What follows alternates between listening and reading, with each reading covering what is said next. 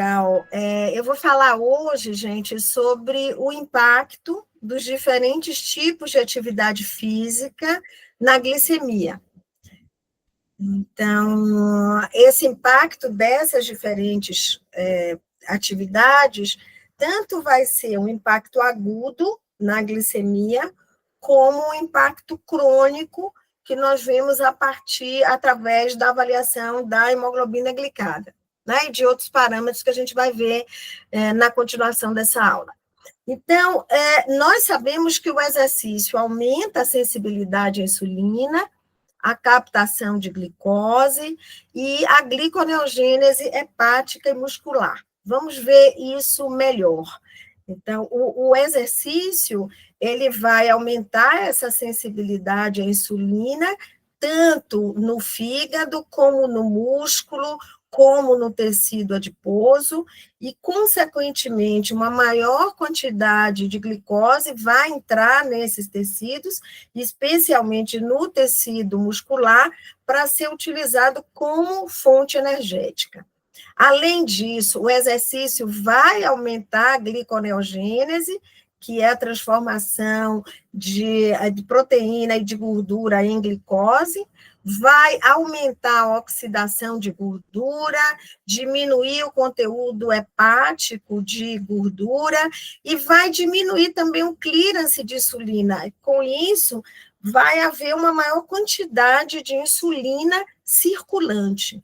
Então, o exercício, além disso, aumenta a função da célula beta, causa um aumento do fluxo sanguíneo, a vasodilatação, consequentemente, a disponibilidade de oxigênio para o músculo, a permeabilidade da membrana muscular e o transporte de ácidos graxos.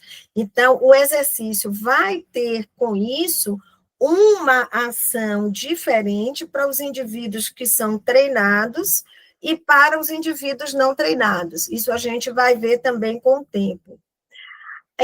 A nível da massa muscular, há um aumento da massa, também a sensibilidade à insulina e a captação de glicose, a capacidade oxidativa da mitocôndria, o aumento da oxidação de gordura.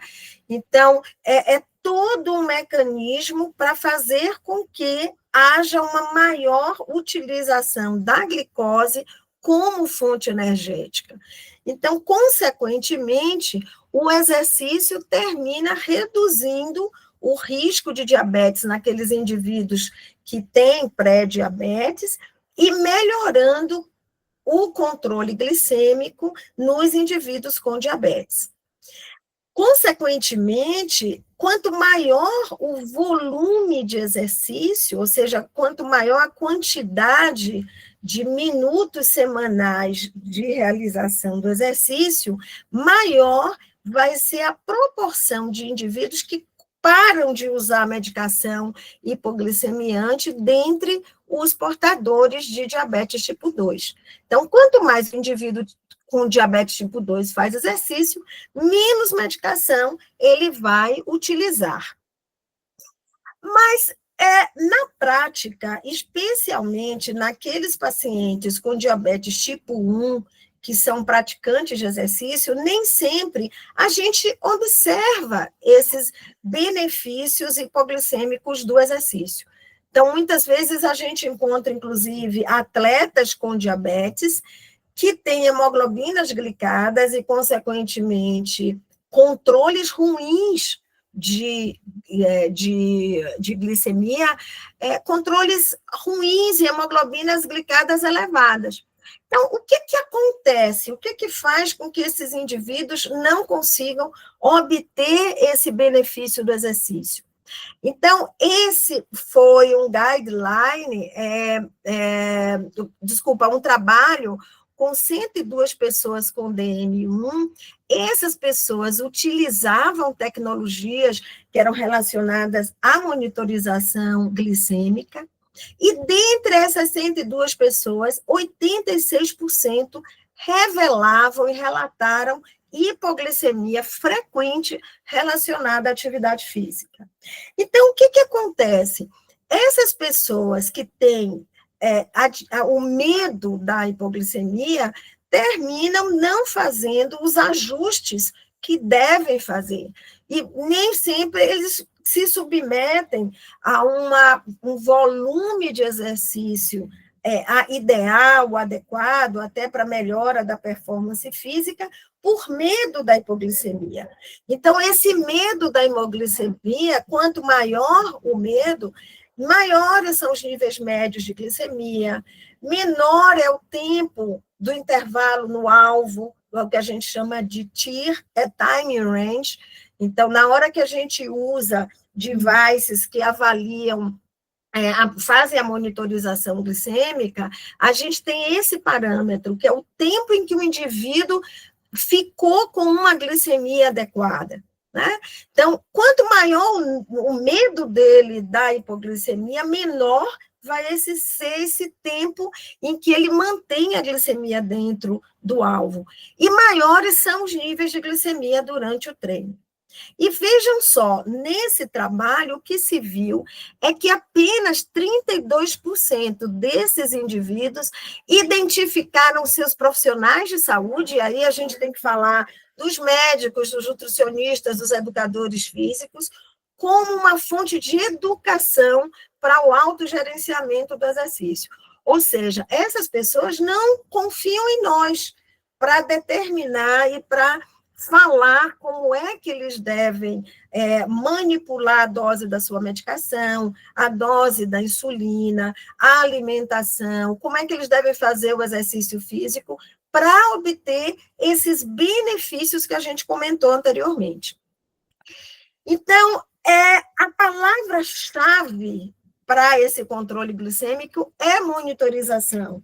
Então, na hora que a gente está avaliando a hemoglobina glicada, o tempo no alvo, a gente não vai ver o que aconteceu com a glicemia no momento em que o indivíduo está fazendo atividade física. Nós estamos vendo como é que está o controle glicêmico desse indivíduo durante o dia inteiro dele, durante os vários dias. Então, tem que se ver a glicemia desse indivíduo antes dele fazer o exercício, e uma coisa que é muito importante é o timing, quer dizer, o momento em que a insulina é administrada, o momento em que essa insulina atinge um pico de ação, o momento em que o indivíduo consumiu algum alimento, e qual é a intensidade e a duração desse exercício. Ele tem que avaliar essa glicemia durante a atividade física, exatamente para saber se ele precisa repor um pouco de glicose durante o exercício, e lembrar que depois do exercício, o efeito hipoglicêmico muitas vezes se mantém, e o risco de hipoglicemia se mantém. Então, tem que se considerar muitas vezes a redução do nível e da quantidade de insulina que é administrada. Só que, muitas vezes, pelo medo da hipoglicemia, nada disso é feito. Muitas vezes o indivíduo não avalia a glicemia depois da realização do exercício e ele não obtém um controle adequado. Vejam só que esse depois do exercício físico não é apenas avaliar 2, 3 horas depois, é avaliar 24 horas depois da sessão do exercício. Durante todo esse período, o efeito e o impacto do exercício no controle glicêmico se faz presente. Então, nós vamos avaliar primeiro exercício, e aí eu não preciso descrever isso para vocês, a gente vai falar do aeróbio, do resistido, do combinado e do HIIT. Eu vou lembrar para vocês que aqui o HIIT que eu estou falando é numa intensidade superior a 90% da frequência cardíaca máxima, e a gente depois vai falar sobre algumas atividades físicas, né? Lembrando que a atividade física é um movimento que demande energia, e o exercício é um tipo de atividade física com todos os critérios em relação a tipo, duração, intensidade e frequência. Vamos ver o impacto, então, no DM2. Nesses 25 ensaios randomizados controlados, avaliando mais de 1.700 indivíduos, o que se viu é que todos os tipos de exercício produziam uma queda de glicada e da glicemia em jejum. Porque uma coisa que o paciente sempre pergunta para a gente é assim, qual é o tipo de exercício que eu vou fazer? Qual é o que vai melhorar a minha glicemia?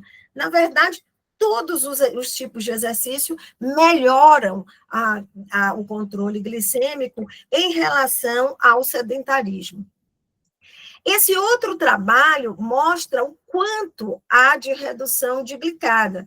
Então, o exercício aeróbio, nesse caso, gerou uma queda em torno de 0,4%, o resistido em torno de 0,2% e o combinado em torno de 0,2%. Esses parâmetros, eles são até maximizados nessa outra compilação de estudos, são 158 estudos com mais de 17 mil participantes, e o que se vê que todos os tipos, de novo, reduzem a glicada, em torno de 0,6% no caso do HIIT, o combinado e o aeróbio com a proporção semelhante, em torno de 0,58%, e o resistido em menor proporção, em torno de 0,4%. Eu quero situar vocês um pouquinho em relação ao que é reduzir 0,6, 0,58 de hemoglobina glicada. A gente tem uma série de medicações hipoglicêmicas e algumas medicações que são muito boas reduzem a glicemia, a hemoglobina glicada, em torno de 0,7, em torno de 0,8, né? Então, o exercício, ele realmente funciona como um medicamento hipoglicêmico. Vejam que o exercício resistido, ele reduz menos essa hemoglobina glicada, mas ainda assim ele promove uma redução da glicada. E o HIIT? Vocês viram que nesse último trabalho, o HIIT foi o exercício mais, vamos dizer, eficaz em reduzir a glicada. E ele é um exercício que é tempo eficiente, né? Então, na verdade, ele termina sendo uma vantagem. Mas é importante a gente sempre se lembrar que para fazer HIIT, o indivíduo tem que ser muito bem avaliado e ele precisa ser supervisionado. Uma coisa que eu frisei muito lá no congresso é que atualmente nós temos visto alguns pacientes que veem pela internet ou pelo YouTube uma sequência de HIIT e fazem sozinhos isso, sem nenhuma supervisão e sem nenhuma avaliação. O HIIT, como eu coloquei, é feito a 90% da frequência cardíaca máxima e ele não é suportado por alguns pacientes que têm, por exemplo, quadros de arritmia, né, ou já tem uma frequência elevada. Assim como também não é suportado em indivíduos que têm já algumas lesões osteoarticulares, né? Então, a gente tem que ver esses trabalhos, mas realmente pensar até que ponto o tipo de exercício se adequa ao paciente que nós temos em mãos, na nossa frente. E as outras atividades físicas, né? Então, o alongamento, ele pode aumentar a amplitude de movimento, flexibilidade, mas ele não afeta controle glicêmico. O tai chi pode melhorar o controle glicêmico, mas nós precisamos de mais trabalhos para investigar isso melhor. É importante a gente lembrar que no DM2 ou no pré-DM2, o tempo sedentário prolongado está associado a um pior controle glicêmico, então a quebra do tempo sedentário é muito importante para a melhora da glicemia. Então, interromper períodos prolongados do indivíduo sentado, em breves períodos em pé ou deambulação de baixa intensidade a cada 20, 30 minutos, melhora o controle glicêmico em populações sedentárias, com sobrepeso, com obesidade, e em mulheres portadoras de pré-diabetes. Então, vejam só, é quebrar tempo sedentário a cada 20, 30 minutos e durante períodos curtos de menos de 5 minutos.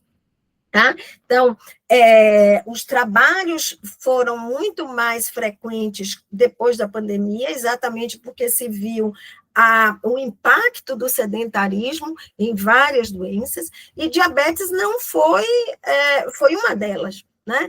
Então, na hora que você quebra o tempo sedentário, você diminui risco cardiovascular, você diminui mortalidade e diminui a piora da glicemia. Então, aqui também, quando você faz em adultos com DM2, da interrupção de novo do tempo prolongado sentado, com 15 minutos de caminhada após as refeições e com 3 minutos de caminhada leve e atividade simples de resistência com o próprio peso corporal, quer dizer, seria praticamente um exercício resistido a cada 30 minutos, também melhora o controle glicêmico. E aí nós vamos ver uma série de sugestões em termos de quebra de tempo sedentário e todas elas mostrando uma melhora do controle. Muitas vezes essa melhora não é igual à melhora obtida com o exercício, mas ela já representa um resultado benéfico em relação ao tempo sedentário. Então, a eficácia e a durabilidade a longo prazo de redução e interrupção de tempo sedentário, elas ainda precisam ser determinadas para indivíduos com e sem diabetes. Então, isso são trabalhos iniciais que parecem ser muito promissores, mas a gente ainda tem que ver o impacto disso, principalmente na glicada e no tempo no alvo. E eu trago aqui para vocês, esse é um estudo que é muito interessante, esse trabalho é muito legal, eu sugiro que todo mundo leia, foi agora de 2025, e ele mostra o que acontece no snack exercise, que é aquele tipo de exercício que você faz várias sessões do exercício durante o dia, com intensidades diferentes. Então, eu trouxe aqui para vocês verem a diversidade de protocolos que podem existir, sugerindo essa estratégia, que é uma estratégia, inclusive, para estimular a prática de uma atividade física. Então, o indivíduo pode se submeter a algumas sessões de exercício de alta intensidade, especialmente depois da refeição, seria um horário que parece ser mais benéfico em termos de controle. Ele pode fazer a mesma coisa com intensidades mais leves e pode fazer mais vezes durante o dia com intensidades menores. E eles sugerem que cada um desses protocolos podem ser adequados a depender do grau de mobilidade do indivíduo. Então, você pode sugerir um ou outro tipo e, com isso, conseguir alguns benefícios, tanto para controle glicêmico como para outras variáveis, com a realização e a prática dessa estratégia. Então, eu achei bem interessante, acho que principalmente para os professores de educação física, porque seria uma estratégia até para aqueles dias em que vocês não estão com os pacientes, né? Algumas coisas que vocês pudessem sugerir para que o indivíduo fizesse nos dias que não estão com vocês, né? O maior impacto parece ser após a refeição. O que se diz, de novo, é que, em comparação com o comportamento sedentário, esse tipo de exercício pode melhorar parâmetros glicêmicos. Então, a área da glicemia sobre a curva, a área da insulina sobre a curva e o peptídeo C. E pode ser uma estratégia muito boa, especialmente para o indivíduo idoso, aquele indivíduo que está acamado, por exemplo, e que não consegue fazer uma atividade física mais prolongada. E a ADA, agora, em 2025, a ADA é a Associação Americana de Diabetes, também mostra vários tipos de atividade física que podem ajudar. Então, desde a quebra do tempo sedentário, até a adoção de uma caminhada, de contagem de passos, então, em torno de 500 passos por dia, até um exercício que seja mais vigoroso e intenso, até mesmo também o exercício de força. E o que a Ada nos diz é o seguinte: todos esses tipos de atividade física levam a uma redução da relação da glicose com insulina, mas são os exercícios estabelecidos, são realmente os exercícios e não qualquer tipo de atividade física que promovem alterações mais específicas e mais intensas em termos de hemoglobina glicada. Esse é um outro trabalho que eu acho que vale a pena a leitura. No paciente com DM1, os impactos das atividades físicas em relação ao controle glicêmico não são tão evidentes quanto no paciente com diabetes tipo 2. Exatamente porque esse indivíduo tem um risco maior de hipoglicemia, especialmente a depender da quantidade de insulina que está no sangue no momento que ele vai fazer o exercício.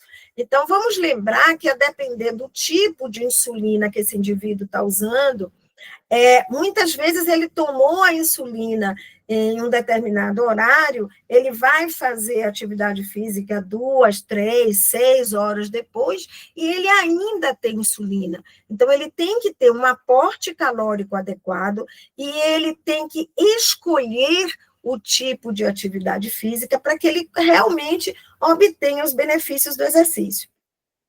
Então, esse é um consenso sobre o manejo do exercício no diabetes tipo 1, com 18 mil adultos, e o que se vê é que aqueles indivíduos que praticam exercício, eles têm hemoglobina glicada melhor do que aqueles indivíduos que não praticam exercício.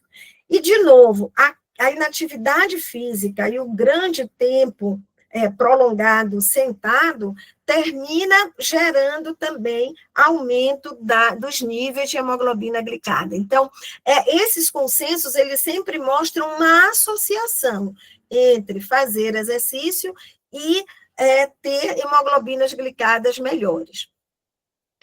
E esse é um trabalho que eu também sugiro que todos vocês vejam, é um trabalho, esse esqueminha é mostrado em todas as aulas sobre exercício e diabetes, é de um grande estudioso em diabetes, se chama Riedel, e eles nos mostram que o exercício aeróbio, ele tende a promover a hipoglicemia. Um exercício anaeróbio, o exercício resistido, ele promove ou uma estabilização ou um aumento da glicemia. Por quê? Porque na hora que se faz um exercício de alta intensidade e curta duração, esse exercício termina gerando a produção de hormônios contra-insulínicos e hiperglicemiantes. Então, hormônio do crescimento, que é o GH, as catecolaminas, o glucagon e o cortisol. Então, são 4 hormônios hiperglicemiantes contra a coitada da insulina. Então, no final das contas, esse tipo de exercício resistido termina gerando um aumento da glicemia. Mas é muito importante a gente entender, na hora que eu falei aqui de exercício resistido, é um exercício de alta intensidade, então, um exercício com uma repetição máxima elevada, acima de 50% da concentração, da quantidade máxima de carga que o indivíduo pode levantar, e com poucas repetições. Se esse indivíduo faz um exercício que é um circuito, por exemplo, ou ele não usa uma carga muito alta, uma intensidade muito alta, e faz menos repetições, muitas vezes ele não tem esse efeito hiperglicemiante do exercício resistido. Então, esse exercício resistido, a gente tem que pensar que é um exercício anaeróbio. O fato de ser um exercício de carga não significa necessariamente que vai levar a uma indução, uma tendência, melhor dizendo, à hiperglicemia. E, diante disso, o exercício combinado, aeróbio e resistido, termina sendo o melhor tipo para o controle glicêmico. E daí se estabelecem algumas glicemias consideradas ideais no pré-treino, né? Então, para o treino aeróbio, seria uma glicemia de 126 a 180, e para o resistido, uma glicemia mais baixa, em torno de 90 a 126 miligramas por decilitro. Então, eu trago aqui para vocês um exemplo do que se pode fazer, por exemplo. Então, aqui é uma seção do exercício divididas em 2 tipos de treinos. Aqui, quando o indivíduo começa uma glicemia mais baixa, ele faz o exercício resistido primeiro, e depois ele faz um exercício aeróbio, ele tem uma queda da glicemia, e essa glicemia se mantém mais baixa do que a inicial. Nesse outro tipo de treinamento, o indivíduo começa com a glicemia mais elevada, ele faz inicialmente um treino aeróbio, então ele tem uma redução da glicemia, e depois, na segunda metade desse treinamento, ele se submete a um treino resistido com elevação da glicemia e, consequentemente, um menor risco de hipoglicemia na recuperação. Então, essa é uma estratégia que pode ser usada pelo professor de educação física no momento em que ele recebe esse paciente, né? Porque, nesse momento, só está o professor de educação física e o aluno.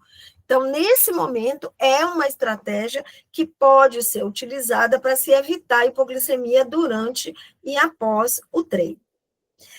E eu trago, então, esse outro trabalho com quase 500 indivíduos com tipo 1, de 18 aos 68 anos. Esse também é um trabalho do Riedel, ele é uma reavaliação daquele trabalho anterior.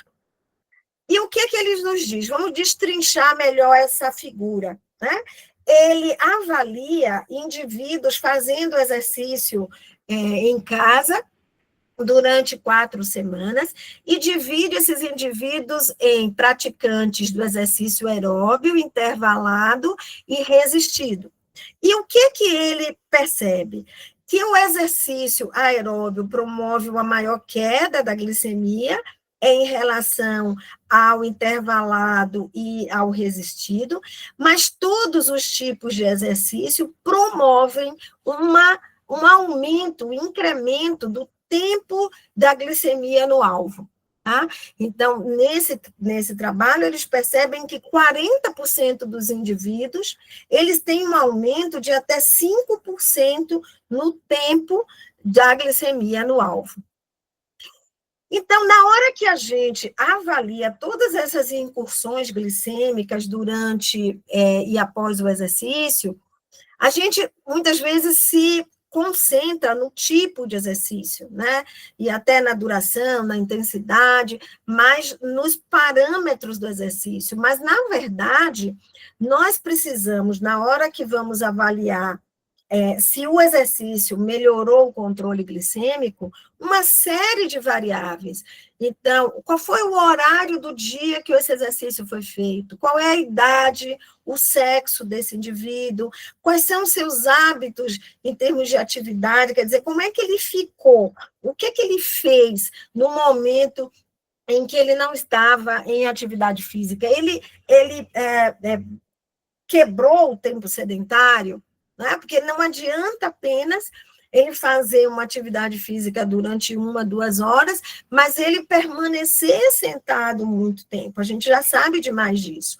Qual foi a duração do diabetes tipo 1. O que se sabe é que quanto menor a duração do diabetes, melhor vai ser a resposta glicêmica, né, ao exercício. E muitas vezes eles têm uma resposta até um risco maior até de hipoglicemia.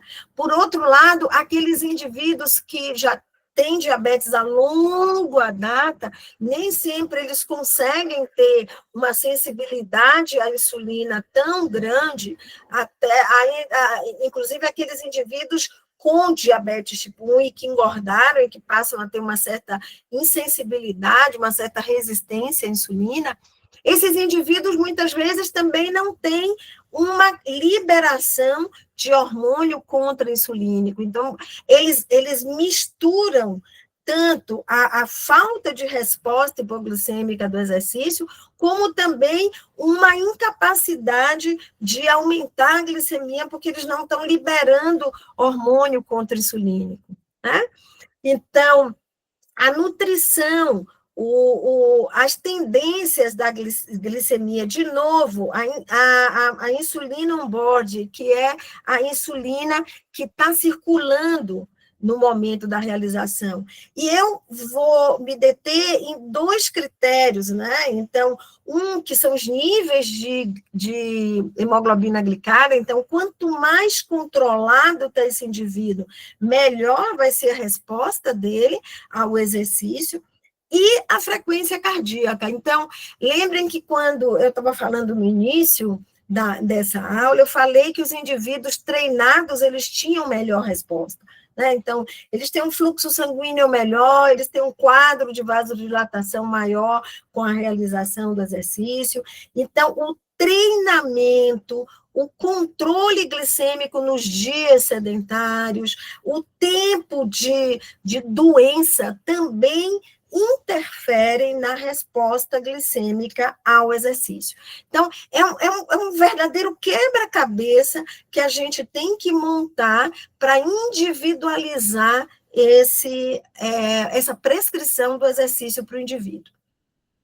E qual é a possibilidade da resposta glicêmica a uma sessão do exercício se reproduzir, né? Como é que eu vou prever se essa resposta amanhã vai ser a mesma, né? O que eu posso mexer com isso?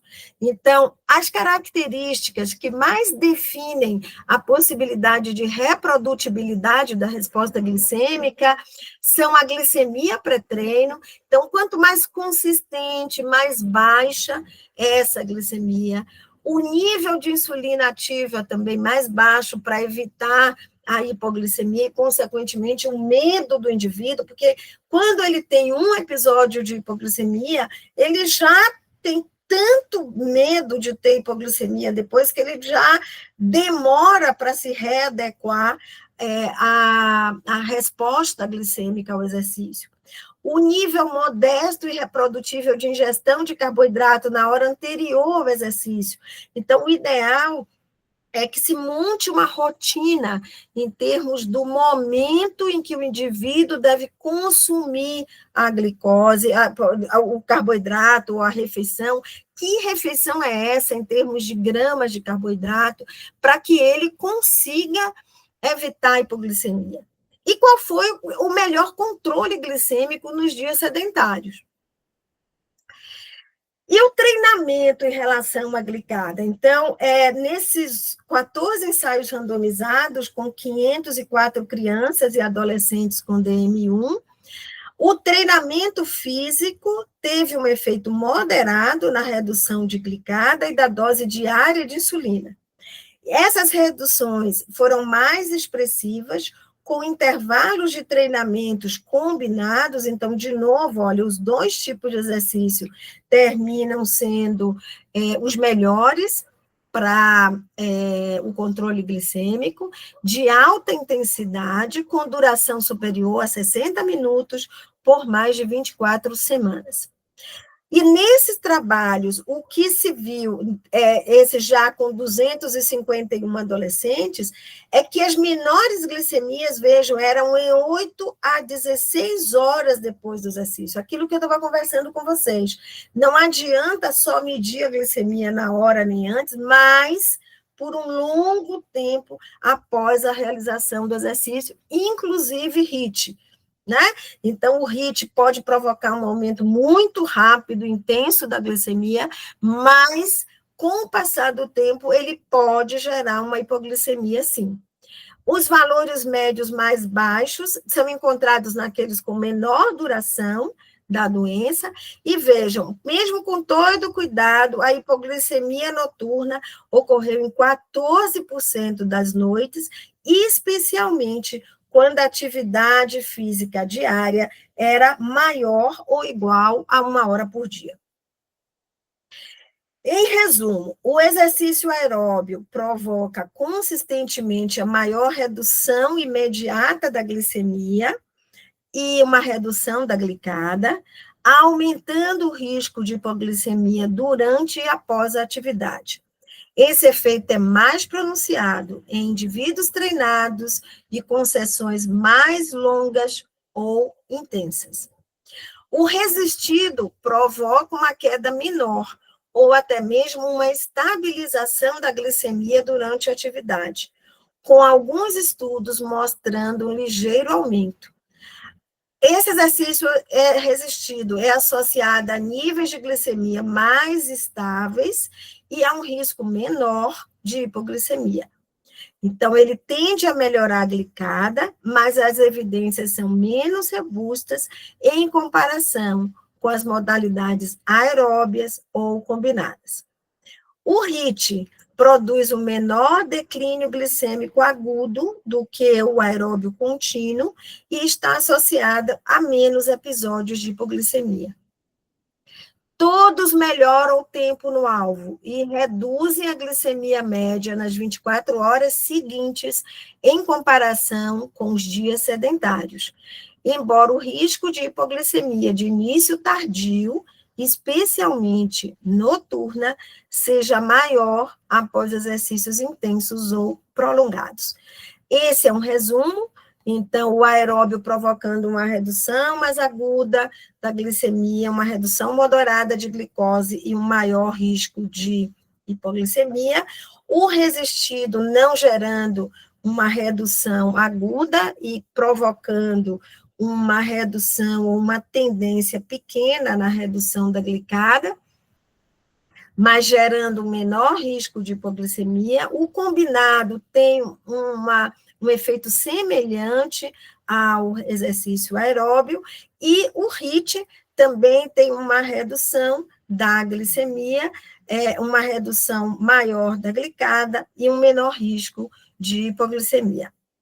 Em conclusão, o efeito do exercício no controle glicêmico é evidenciado pela queda da glicada, é constatado especialmente no indivíduo com diabetes tipo 2, mesmo quando o exercício não produz melhora do controle glicêmico, especialmente no DM1, promove benefícios musculares, cardiovasculares, respiratórios, dentre outros, que reduzem a mortalidade por todas as causas nesses indivíduos. O treinamento combinado regular, em alta intensidade e longa duração, então, ele feito com, no mínimo, 1 hora e, no mínimo, por 24 semanas, geralmente proporciona os melhores resultados, especialmente nos pacientes usuários de insulina. A escolha do tipo de exercício, a depender da glicemia pré-treino, promove maiores benefícios no controle glicêmico. Por fim, as prescrições de exercício devem ser individualizadas com base no estado clínico, nas preferências, isso é extremamente importante, e as considerações de segurança. Lá no congresso, eu apresentei vocês né? Com certeza, o grupo todo da gente, o grupo que eu coordeno, que é o do Departamento de Endócrino do Exercício, e deixei meus contatos, se alguém ainda não tiver, aproveita para anotar. Eu vou parar de compartilhar aqui e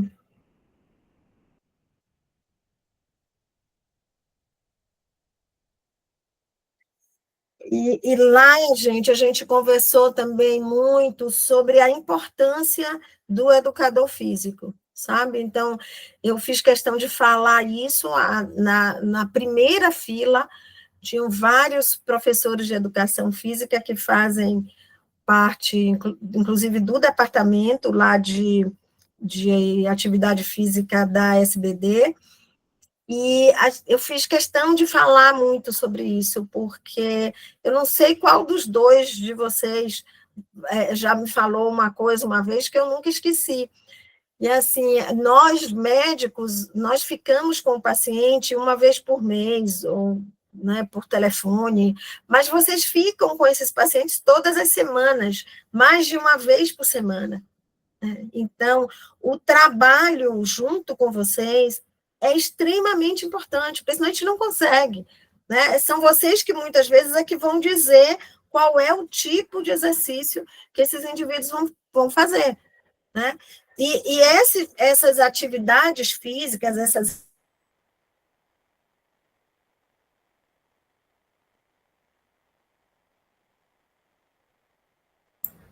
Ela travou só para mim, pessoal, ou também para vocês? Não sei se Não, Travou, sim. geral. travou, né? Travou. A gente aguarda aí. Gente, enquanto isso, alguém tem alguma pergunta, quiser colocar no chat, quando a Eu vou pôr, eu tenho sim, eu vou pôr lá. Melhoram o controle glicêmico. Oi, Andréia. Você está voltando?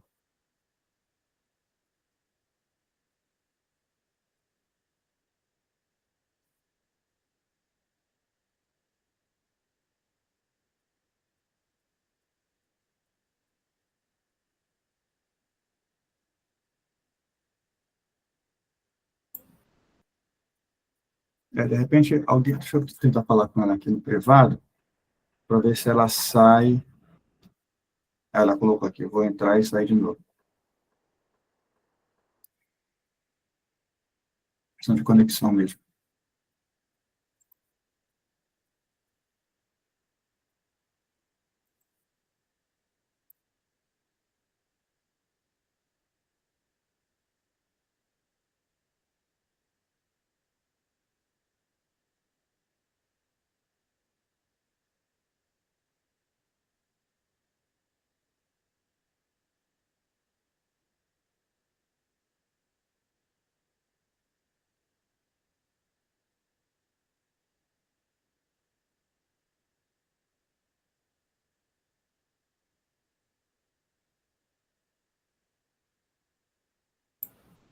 Você já colocou aqui, né, Adri, a sua pergunta, né? Tá.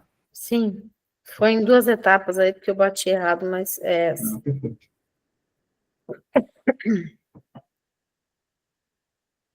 Já está voltando.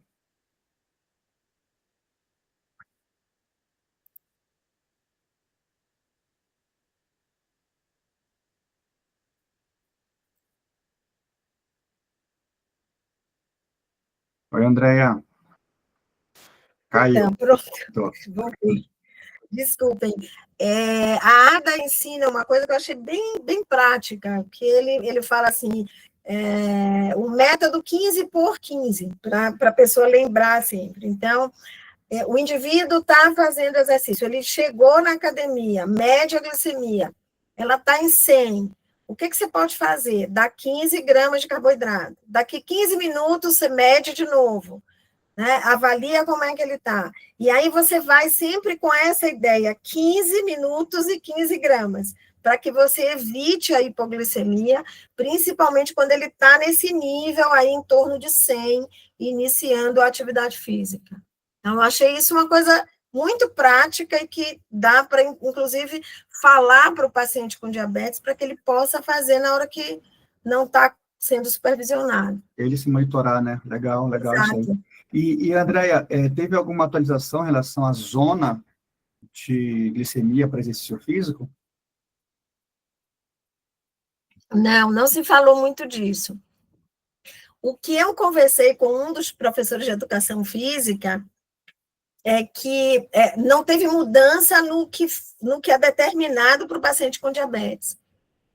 Mas ele me falou que tem agora um novo guideline até do Colégio Americano, com novos parâmetros. Eu não sei se é sobre isso que você está falando, né? Do exercício intenso, muito intenso, leve, muito leve, para mudou a nomenclatura, né? a nomenclatura. Mas eu estava me referindo à glicemia, tipo, tem que estar de tanto a tanto para não suplementar o carboidrato, e de tanto a tanto para desencorajar ou proibir o exercício, entendeu? Não, isso não mudou. O que se sabe é assim, se o indivíduo iniciou com 250, você não precisa suspender a atividade física. Tá? Então, o que você pode estar fazendo é exatamente começar com um exercício aeróbio para que ele reduza essa glicemia, e daí, então, você tem que ir monitorizando durante a prática do exercício. Então, nesse sentido, não mudou em nada. E em relação à quantidade do exercício, essa regra prática eu achei muito legal, sabe, Marcos?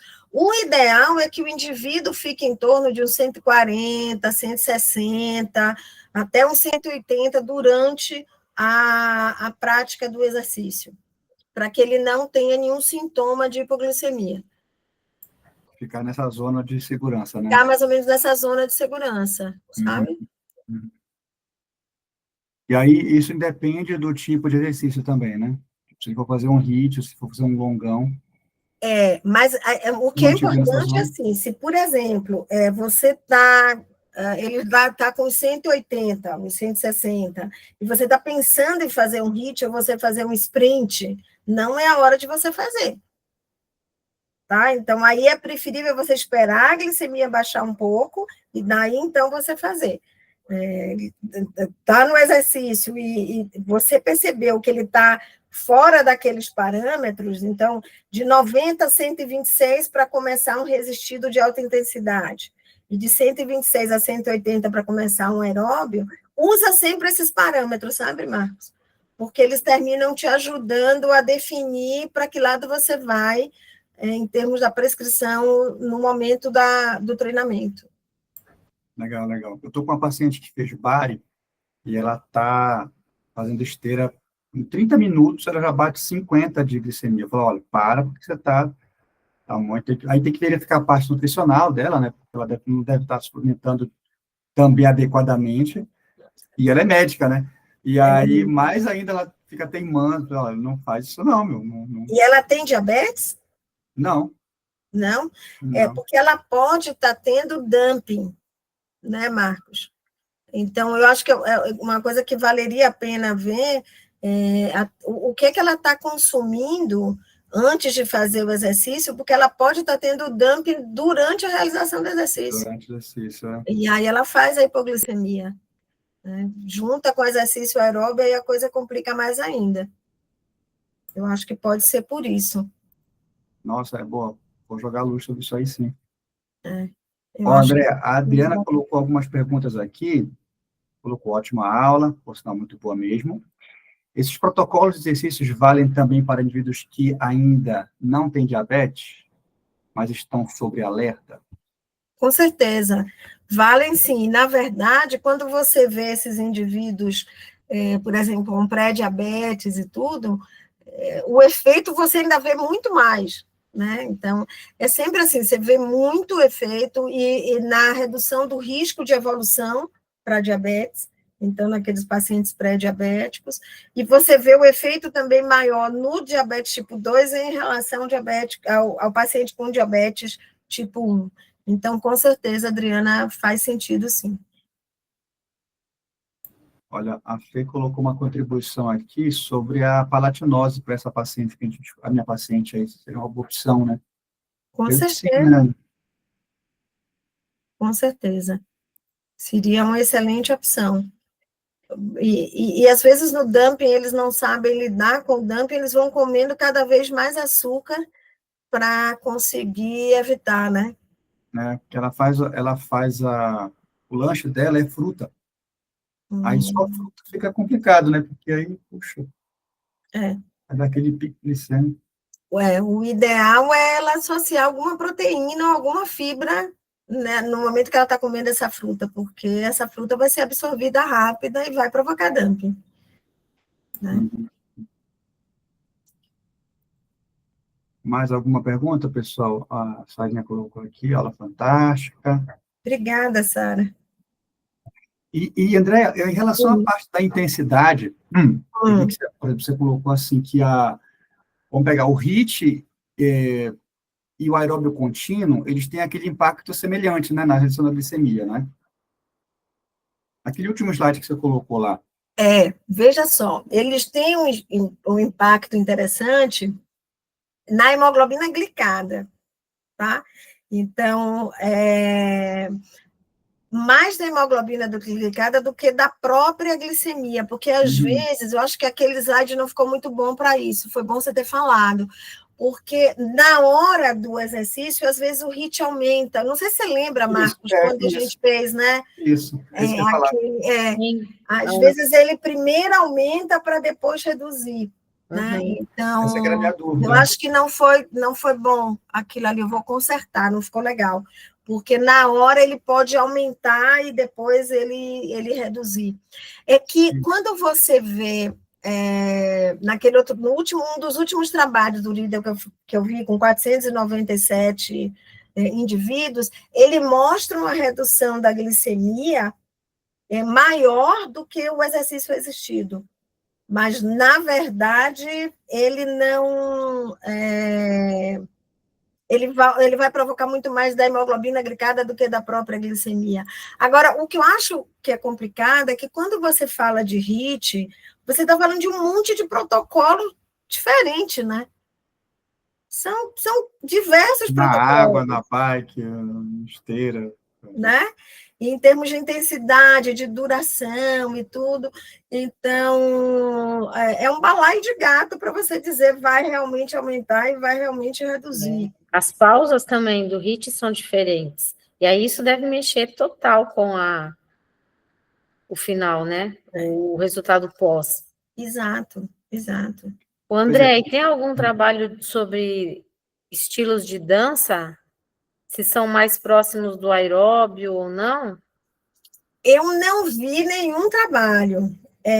Eu conversei uma vez com uma bailarina, uma dançarina de dança do ventre, que é a Carla, ela é uma portadora de diabetes tipo 1, e o que ela me disse, que foi muito interessante, é que, a depender da glicemia dela, ela termina fazendo os passos da dança do ventre ou com mais rapidez ou mais lentamente, sabe? Então, ela vai modulando o passo, ou ela faz como se fosse um HIIT para fazer a glicemia subir, sabe? Ela vai mais rápido, né? Sei lá, chacoalha lá, não sei como é que é na dança do ventre, e aí ela faz, porque aí a glicemia sobe mais, depois ela começa a fazer uma coisa assim mais lenta, mas que vai demorar mais tempo para a glicemia ficar mais baixa. Mas eu não vi nada específico sobre dança e controle glicêmico. A gente André, podia fazer, né? eu queria só voltar um pouquinho na questão do HIIT, só Hum, para entender assim, primeiro, o impacto do HIIT, né? Tipo, vamos pegar a glicada. Tem alguma avaliação de em quanto tempo ou quantas sessões, que a gente vai pegar a glicada aqui, 120 dias, mas quantas sessões são necessárias, em quanto tempo ele consegue avaliar para a gente ver um impacto real na glicada? Esse é o primeiro ponto. E aí, se a gente conseguia comparar ele com o aeróbio contínuo, entende? Se existe algum trabalho sobre isso? Então, tem trabalhos mostrando essa comparação, né? Mas, assim, na verdade, de novo, é um balaio de gato, sabe? Ah, entendi.